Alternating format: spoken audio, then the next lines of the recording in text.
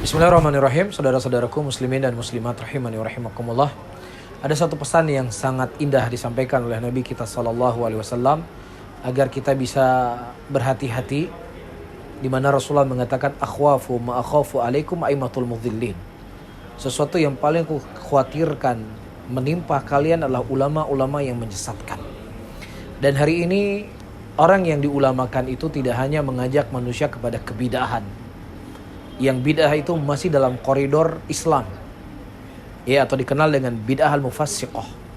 Tapi orang-orang yang dianggap sebagai ulama hari ini, mereka mengajak muslimin kepada bid'ah mukaffirah, ya, penyatuan agama. Ya, kalian memanggil dengan nama A, kami memanggil dengan nama B. Ya, hanya sekedar beda dalam memanggil, tetapi hakikatnya kita memanggil dengan satu zat. Ya, atau yang semisalnya dari ucapan-ucapan yang jelas, ya, ini merupakan ucapan-ucapan datang dari orang liberal, tapi mereka berpakaian dengan pakaian ulama. Dan sebenarnya mereka jauh dari keilmuan, tetapi manusialah yang menganggap mereka itu sebagai ulama. Sehingga ya menjadilah sesuatu yang itu bentuknya bangkai kekufuran, bangkai kesyirikan, dibungkus dengan nama kebinekaan. Di siapa yang mereka tidak berjalan di atas jalannya mereka, tidak berjalan di atas jalan keliberalannya, tidak berjalan di atas melegalkan kekufuran dan kesyirikan, maka siap-siap Anda akan dihukumi sebagai kelompok radikal. Tidak sampai di situ digiring, kalau mereka adalah orang-orang yang anti NKRI, mereka adalah orang-orang yang anti Pancasila, mereka adalah orang-orang yang anti bernegara, mereka adalah penyusup yang ada di negara ini yang ingin merusak negara. Demikian terus berlanjut dari konsekuensi batilnya mereka. Namun para hadirin, apa yang mereka lakukan ini telah dikhabarkan oleh Allah dalam Al-Quran.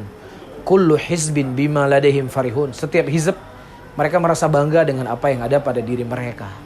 Ketika mereka menganggungkan liberalisme sebagai acuan di dalam persatuan masyarakat, dalam kedamaian, itulah yang dijadikan momok atau barometer kebenarannya mereka. Di siapa yang tidak berjalan di atas jalan mereka, maka mereka semua adalah orang-orang yang pantas untuk diberengus, dihilangkan di negeri yang tercinta ini. Allah mengatakan dalam ayatnya, "Sayalamuna ghadan manil kadzdzabul asyir." Akan diketahui besok siapa sebenarnya pendusta, siapa yang sebenarnya pengkhianat negeri ini, siapa sebenarnya orang yang tidak cinta dengan negeri ini. Dan kita ingin membuktikan bahwasannya umat Islam lah yang menjaga negeri ini.